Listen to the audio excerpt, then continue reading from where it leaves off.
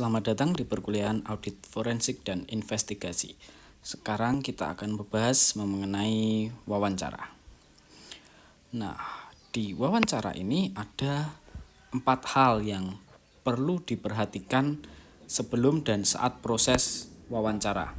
Yang pertama adalah tahap persiapan. Ini ya, yang persiapan. Kemudian yang kedua adalah kita harus memperhatikan mengenai cara kita berkomunikasi. Jadi komunikasinya harus efektif. Kemudian yang ketiga, kita juga harus sebagai pewawancara mengendalikan suasana. Kemudian yang keempat, kita juga harus mampu untuk menilai kredibilitas. Yang ini ya, kredibilitas. Oke, kita akan mulai dulu dari yang pertama, persiapan. Nah, dalam wawancara itu ada beberapa hal yang harus dipersiapkan terlebih dahulu. Yang pertama adalah menentukan tujuan, kemudian mengumpulkan informasi, lalu selanjutnya adalah kita menyiapkan daftar pertanyaan. Nah, dalam menentukan tujuan ini apa sih? Tujuan itu adalah sesuatu yang ingin dicapai. Nah, lalu tujuan dalam wawancara itu harus jelas, yaitu informasi apa saja yang ingin diperoleh.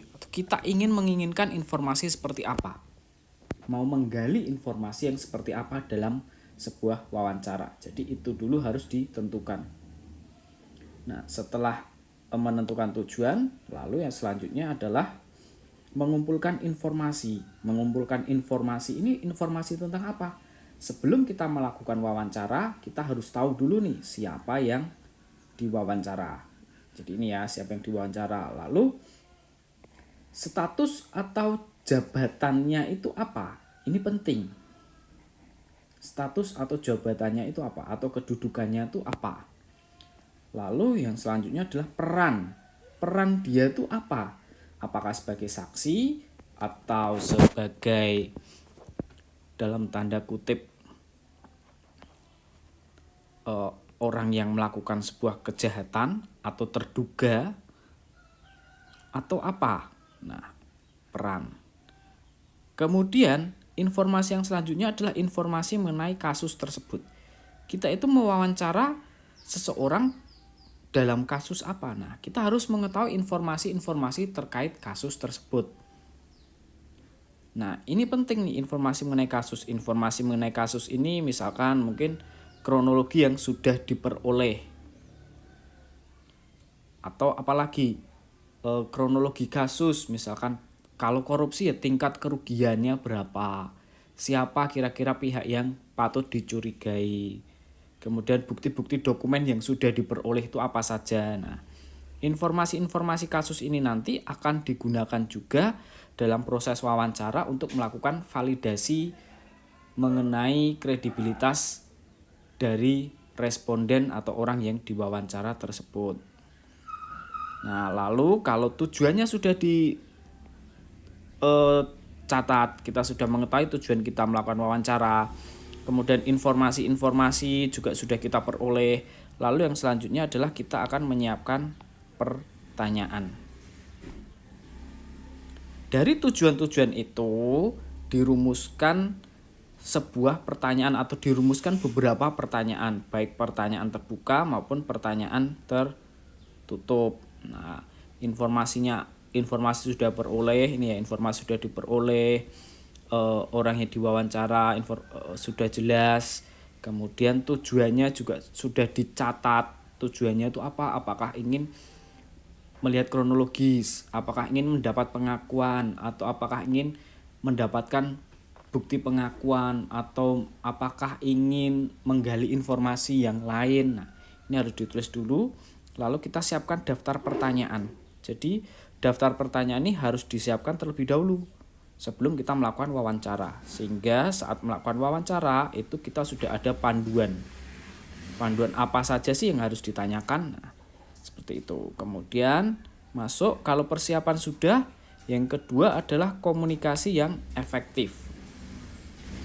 Nah, komunikasi yang efektif ini ada 3. Yang pertama, kita harus menggunakan bahasa yang jelas,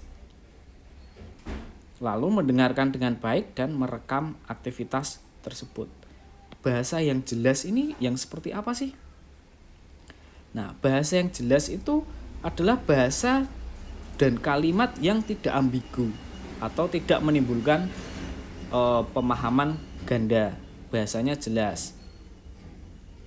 Atau mungkin kalau kita mewawancara orang Eropa, mungkin kita juga harus memakai bahasa yang sekiranya orang Eropa tersebut paham. Misalkan pakai bahasa Inggris.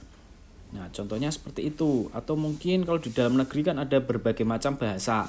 Nah, kita juga harus tahu nih bahasa-bahasa daerah apakah dia yang kita wawancara itu bisa menggunakan bahasa Indonesia atau tidak. Kalau tidak, maka kita juga harus mengikuti dengan bahasa yang dimiliki atau bahasa yang sekiranya responden kita itu paham. Nah, ini juga kita bisa membuat pertanyaan terbuka dan pertanyaan tertutup. Nih ya, pertanyaan terbuka ini untuk menjelaskan kronologis. Misalkan pertanyaan terbuka ini, tolong jelaskan pada waktu kejadian Anda ada di mana, sedang apa. Nah, itu contohnya. Tolong jelaskan bagaimana proses pengiriman uang itu terjadi. Nah, misalkan ini pertanyaan terbuka. Kalau pertanyaan tertutup itu gunanya untuk mengkonfirmasi dari pertanyaan terbuka itu. Pertanyaan tertutup ini misalkan iya dan tidak, mau dan tidak, benar dan salah. Misalkan, apakah Anda pada jam 9 ada di tempat kejadian perkara? Jawablah iya dan tidak. Ya atau tidak. Nah, itu pertanyaan tertutup. Lalu selain menggunakan bahasa yang jelas, komunikasi yang efektif ini juga kita harus menjadi pendengar yang baik. Jadi mereka bercerita atau responden itu saat bercerita, kita juga harus mendengarkan dengan baik sehingga responden merasa dihargai. Jangan saat responden berbicara kita malah asik sendiri atau malah mainan handphone dan lain-lainnya. Jadi kita harus mendengarkan dengan baik. Kenapa? Ya karena responden itu juga ingin dihargai, ingin berkomunikasi dengan baik.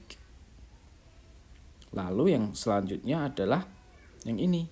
Kita harus mampu merekam kegiatan tersebut atau wawancara tersebut. Nah, merekam ini bisa menggunakan catatan. Jadi saat mereka menjelaskan, kita bisa mencatat poin-poin pentingnya.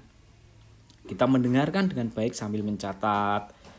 Atau kita juga bisa melakukan, karena teknologi sudah modern, kita bisa melakukan perekaman. Misalkan merekam dengan suara atau video. Nah, itu bisa dilakukan karena teknologi sudah bagus. Biasanya saat melakukan wawancara biasanya direkam menggunakan perekam suara atau video. Lalu yang ketiga, saat wawancara kita juga harus mampu mengendalikan suasana. Nah, mengendalikan suasana ini nanti ada 3 hal. Kita harus bisa menciptakan suasana yang nyaman, lalu menjaga kerahasiaan informasi dan menghindari intimidasi.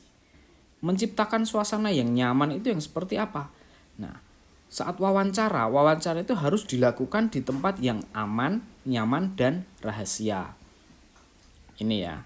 Tujuannya untuk apa? Ya untuk memberikan kenyamanan kepada pewawancara maupun juga kepada responden.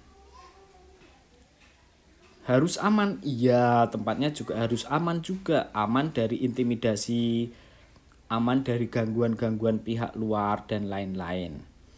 Lalu selanjutnya, dalam mengendalikan suasana kita juga harus menjaga kerahasiaan informasi. Jadi informasi hasil wawancara ini tidak boleh disebarkan ke pihak lain. Atau mungkin hasil wawancaranya sebelum dilaporkan sudah diupload dulu di sosial media.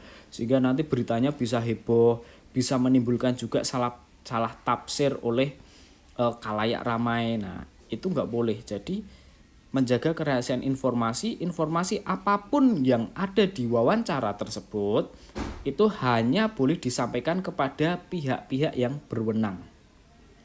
Nah, pihak yang berwenang ini siapa? Bisa jadi atasan, atau bisa jadi juga pihak berwajib, baik di bagian kehakiman ataupun juga ke kepolisian. Nah, itu. Kemudian dalam mengendalikan suasana, kita sebagai pewawancara itu juga harus menghindari intimidasi. Menjaga diri agar tetap objektif dan tidak ditekan oleh pihak manapun. Jadi kita tidak boleh diintimidasi nih. Kenapa nggak boleh diintimidasi? Agar hasil wawancaranya tetap objektif. Mungkin karena kita terintimidasi sehingga hasil wawancaranya jadi tidak objektif. Pertanyaan-pertanyaan yang seharusnya diberikan karena kita merasa terintimidasi sehingga pertanyaan tersebut tidak jadi diberikan. Nah, tujuannya apa? Agar menjaga kita tetap objektif yang ini. Kita tidak boleh ditekan oleh pihak manapun. Nah, itu wawancara yang baik. Lalu yang keempat atau yang terakhir itu adalah menilai kredibilitas.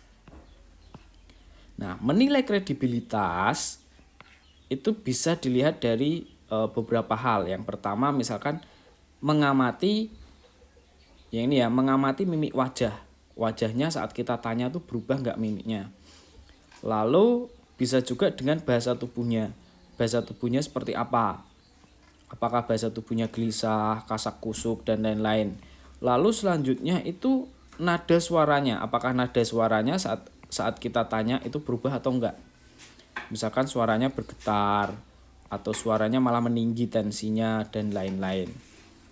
Lalu yang kedua, kita juga harus menilai konsistensi jawaban yang ini ya, menilai konsistensi jawaban.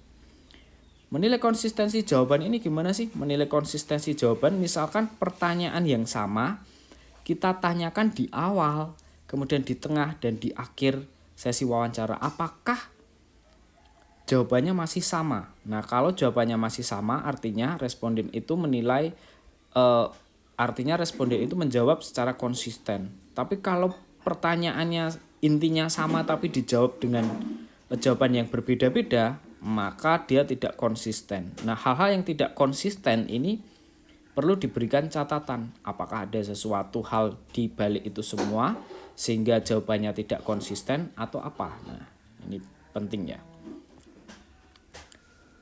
Atau menilai kredibilitas itu bisa dengan cara yang ketiga nih. Menilai jawaban responden dengan informasi yang sudah diperoleh. Di awal tadi kita kan mencari informasi nih. Nah, informasi terkait kasus yang ini ya. Informasi terkait kasus ini. Nah, dari informasi itu dilihat nih apakah informasi tersebut sama enggak dengan jawaban dari responden itu. Apakah informasi itu sama enggak dengan jawaban dari responden itu. Misalkan menurut informasi saudara X mentransfer tanggal 29. Itu menurut informasi. Dan data dari laporan banknya juga menunjukkan hal yang sama. Tetapi ternyata jawabannya saat ditanya ternyata jawabannya melakukan transfer pada tanggal 13. Nah, itu kan sudah berbeda. Artinya kredibilitas orang tersebut perlu dipertanyakan. Nah, itu contohnya. Nah, itu untuk yang wawancara. Lalu ada lagi enggak dalam proses investigasi? Nah, dalam proses investigasi itu ada juga kita akan masuk ke investigasi. Nah, di dalam investigasi ini ada 6 hal yang perlu diperhatikan. Yang pertama adalah kita harus memahami konteks kasus. Kemudian yang kedua, kita harus menetapkan tujuan investigasi. Kemudian yang ketiga, mengumpulkan bukti. Yang keempat, setelah bukti terkumpul, dianalisis. Yang kelima, kita harus menarik kesimpulan. Lalu yang keenam, kita melakukan follow up. Kita mulai dari yang pertama, investigasi. 6 hal yang perlu diperhatikan dalam melakukan investigasi. Yang pertama, memahami konteks kasus. Untuk memahami sebuah kasus, kita harus tahu dulu kronologis kejadian. Karena kasus itu kronologisnya tidak lengkap, maka kronologis kejadiannya itu harus kita ketahui dulu. Minimal ada apa di sana. Walaupun itu kronologisnya belum lengkap, tapi kita harus tahu dulu. Lalu yang kedua, kita akan mengumpulkan informasi. Informasi apa? Ya, informasi tentang kasusnya. Kasus itu tentang apa sih? Misalkan kasus korupsi. Oh, ternyata kasusnya tentang korupsi. Korupsi apa? Korupsi misalkan korupsi meja kantor. Pengadaan meja kantor atau korupsi apa? Nah, kita harus tahu dulu kasusnya. Detail kasusnya. Lalu yang kedua, kita harus tahu dulu pihak-pihak yang terlibat atau pihak-pihak yang kemungkinan terlibat. Kita kan sedang melakukan investigasi, maka kronologis kejadiannya belum pasti atau belum sepenuhnya kronologi kejadian sudah teruraikan. Kita harus mengumpulkan informasi pihak yang terlibat ini siapa saja atau pihak yang kemungkinan terlibat. Nah, lalu kalau sudah, kita cari juga informasi mengenai kerugian. Perkiraan kerugian karena adanya kasus tersebut. Jadi perkiraan kerugian karena kasus tersebut. Misalkan kasus korupsi, perkiraan kerugiannya senilai 12 miliar. Nah, itu namanya perkiraan kerugian. Lalu kalau kita sudah mengumpulkan informasi, kita untuk mengetahui skala masalah. Skala masalah ini seperti apa? Misalkan skala masalahnya itu sebesar apa? Nah, skala masalahnya itu apakah gede atau kecil? Nah, kalau skala masalahnya besar, maka nanti akan perlu sumber daya yang besar pula. Misalkan skala masalahnya itu hanya korupsi senilai 10 juta. Nah, maka skala masalahnya bisa dibilang cuma kecil karena cuma 10 juta. Atau mungkin ternyata skala masalahnya kayak seperti korupsi EKTP yang skala masalahnya sudah M-an, ratusan M atau bahkan sudah sampai triliun. Maka itu skala masalahnya bisa dibilang besar karena mencakup skala nasional. Nah, semakin besar skala masalah, maka akan menyebabkan yang di bawahnya ini. Area yang diteliti itu atau area yang diselidiki itu juga nanti akan besar atau akan banyak. Jadi area yang perlu diteliti, misalkan departemen ini, departemen itu, departemen ini, pihaknya ini, pihak yang terlibat ini juga semakin banyak, area yang perlu diselidiki itu juga semakin besar. Lalu kalau skala masalahnya gede, area yang perlu diselidiki besar, maka sumber daya yang digunakan itu juga akan besar sehingga berpengaruh terhadap penggunaan sumber daya yang digunakan. Misalkan untuk mengatasi skala masalah nasional ya, misalkan korupsi EKTP itu tadi, skala masalahnya kan sudah nasional. Maka tidak akan mungkin yang dilibatkan hanya junior auditor saja. Nggak mungkin. Kenapa? Karena skala masalahnya sudah besar. Atau mungkin skala masalahnya itu sudah levelnya nasional. Yang dilibatkan hanya, sumber daya yang dilibatkan hanya 3 orang junior auditor. Ya nggak mungkin, nggak bakal bisa teratasi. Kayak gitu contohnya. Tapi kalau cuma masalah-masalah kecil, nah ini area yang diselidiki juga kecil, maka sumber daya yang digunakan juga sedikit. Itu. Nah, lalu setelah memahami konteks kasus, selanjutnya yang kedua adalah kita harus menetapkan tujuan. Tujuan kita melakukan investigasi ini untuk mencari tahu apa sih? Nah, tujuannya harus jelas. Misalkan mencari tahu apa ya? Contohnya, misalkan mencari tahu pelakunya siapa. Atau untuk mengetahui modus operandi atau kronologisnya seperti apa. Atau untuk investigasi ini dilakukan untuk menemukan bukti. Nah, ini ya, itu. Nah, tujuan-tujuan investigasi ini semuanya harus terukur. Terukur itu apa? Harus spesifik, jelas. Tujuannya itu mau apa? Apakah mengidentifikasi pelaku, mengetahui modus, kronologis, atau menemukan bukti? Atau tujuan yang lainnya. Jadi harus spesifik, jelas. Kemudian terukur, harus terukur. Terukur nih maksudnya apa? Ada ukuran berhasil dan tidaknya. Oh, tujuannya sudah berhasil. Oh, ini belum. Oh, baru 70%. Oh, baru 90%. Jadi semuanya harus bisa diukur. Lalu selanjutnya adalah realistis. Tujuannya harus realistis. Realistis ini artinya apa? Artinya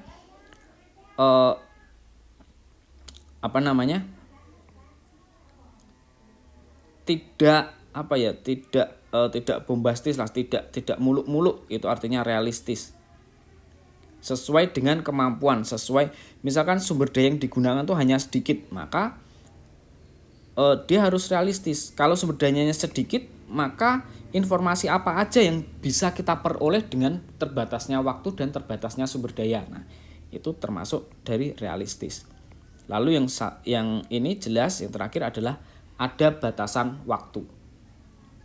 Jadi batasan waktunya jelas. Apakah investigasi itu 1 bulan, 2 bulan, 3 bulan, atau cuma 1 minggu? Jadi jelas. Untuk mencapai tujuan itu dengan investigasi dan sumber daya yang digunakan, ada batasan waktunya. Misalkan untuk mengetahui modus operandi. Tujuannya jelas ya, mengetahui modus operandi. Sumber daya yang digunakan itu adalah junior auditor sebanyak 10 orang, senior auditor sebanyak 5 orang. Batas waktunya cuma 1 minggu. Nah, itu harus ada batas waktunya. Lalu kita juga harus menilai apakah mengetahui modus operandi dengan sumber daya tersebut, batas waktu tersebut, apakah itu realistis atau tidak, kayak gitu loh. Kita juga harus mengukur juga skala masalahnya seberapa besar. Jadi semuanya ini masih saling terkait, konteks kasus dan tujuan investigasi. Kayak gitu. Oke, lalu yang ketiga, mengumpulkan bukti. Nih ya. Mengumpulkan bukti ini melalui apa? Melalui macam-macam. Melalui yang pertama, proses investigasi, proses kita melakukan investigasi ini, atau penggerbekan. Jadi langsung kita menemukan untuk mengumpulkan bukti melalui penggerbekan, atau melalui wawancara yang tadi sudah kita bahas, atau melalui penyitaan. Penyitaan ini baik penyitaan aset ataupun penyitaan yang lainnya, atau perekaman. Perekaman ini bisa melalui perekaman mungkin CCTV atau perekaman chat WhatsApp atau perekaman telepon dan lain-lain, ataupun juga dari pengumpulan dokumen. Nah, pengumpulan dokumen ini dokumen terkait apa? Mungkin dokumen terkait kalau misalkan kasus korupsi dan lain-lain, itu dokumennya dokumen terkait transfer antar bank ataupun transfer ke dana pribadi. Kemudian dokumen-dokumen laporan keuangan, laporan audit keuangan dan sebagainya. Dokumen pembelian, penjualan dan seperti dokumen-dokumen seperti itu. Jadi pengumpulan dokumen. Nah, kalau sudah bukti itu terkumpul, maka selanjutnya bukti itu akan dianalisis. Menganalisisnya seperti apa? Yang pertama itu adalah bukti-bukti itu akan dirangkai ya. Bukti-bukti itu dirangkai untuk menunjukkan apa? Untuk menunjukkan kronologis kejadian. Jadi kronologi kejadiannya seperti apa? Jadi dari bukti-bukti tadi dikumpulkan untuk menunjukkan bukti kronologis kejadian. Lalu yang kedua, misalkan kasus korupsi, maka yang dianalisis adalah dokumen keuangan, transfer bank, jejak audit, dan dokumen-dokumen lain. Misalkan dokumen pembelian barang atau dokumen proyek, dokumen pengerjaan, dan lain-lain. Nah, jadi bukti itu dianalisis untuk menunjukkan kronologis. Oh, ternyata kronologi kejadiannya seperti itu. dari bukti-bukti itu menunjukkan bahwa ternyata sebelum melakukan transfer mereka ada pembicaraan dulu melalui telepon. Ternyata setelah melalui telepon ada dokumen laporan keuangan yang dikirimkan, dan setelah itu ternyata ada bukti yang menunjukkan bahwa ada transfer ke rekening pribadi sebesar mungkin 2 miliar. Nah, contohnya itu. Jadi kita tahu kronologis kejadian, dan kalau tahu kronologis kejadian maka tahu juga pihak-pihak yang terlibat juga. Nah, ini setelah dianalisis maka kita akan menarik kesimpulan. Menarik kesimpulan mengenai apa? Mengenai yang pertama adalah kronologis. Kronologi kejadiannya seperti apa? Kalau kita tahu kronologinya, maka otomatis kita juga tahu pihak yang terlibat dan perannya di dalam kasus itu seperti apa.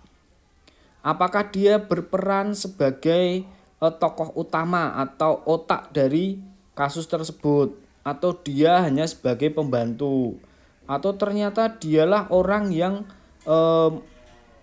mentransfer uang, atau dia adalah orang yang tidak ada hubungannya dengan kasus. Nah, pihak-pihak yang terlibat dan peranannya. Lalu kalau sudah, bagi seorang auditor itu penting untuk memberikan yang ini ya, rekomendasi perbaikan. Misalkan dalam suatu kesatuan atau suatu organisasi atau suatu badan itu ada yang melakukan penggelapan uang perusahaan atau penggelapan uang negara, maka di sana sistemnya pasti kurang bagus sehingga butuh rekomendasi perbaikan. Kalau sistemnya bagus, maka tidak mungkin akan ada yang namanya penggelapan, korupsi dan lain-lain. Kayak gitu. Oke ya. Nah, jadi karena sistem itu tidak ada yang sempurna, sehingga setiap ada kasus harus dilakukan rekomendasi perbaikan agar apa? Agar kedepannya itu tidak terjadi kesalahan atau kasus-kasus serupa karena kelemahan-kelemahan sistem tersebut. Jadi ini rekomendasi perbaikan itu untuk memperbaiki sistem. Nah, setelah kita tarik kesimpulan, kita buat laporannya, maka yang selanjutnya adalah yang ini. Melakukan follow up. Follow up ini tindak lanjut saat kita sudah selesai melakukan investigasi. Kalau sudah melakukan investigasi, sudah menarik kesimpulan ini artinya kita sudah membuat laporan ya, laporan investigasinya. Maka hasil investigasi tersebut akan disampaikan ke pihak yang berwenang. Bukan langsung diupload ke sosial media atau dikasih tahukan ke keluarga atau yang lainnya, enggak. Langsung hasil investigasi tersebut disampaikan ke pihak yang berwenang. Ini ya, pihak berwenang. Nah, pihak berwenangnya ini siapa? Ya tergantung orang yang menyuruh kita untuk melakukan investigasi itu siapa. Apakah atasan kita? Maka kita langsung ke atasan kita. Pihak yang berwenang ini juga mungkin bisa jadi pihak dari kepolisian, atau pihak-pihak dari kehakiman atau kejaksaan dan lain-lain. Oke, yang ini ya. Oke, itulah 6 hal yang perlu dicermati tentang investigasi ya. Jadi ada memahami konteks kasus, menetapkan tujuan investigasi, mengumpulkan bukti, kemudian setelah bukti terkumpul dianalisa. Lalu kalau sudah dianalisa, kita menarik kesimpulan dan melakukan follow up. Oke, sekian dulu dari saya. Kita ketemu lagi di kelas yang lainnya. Terima kasih.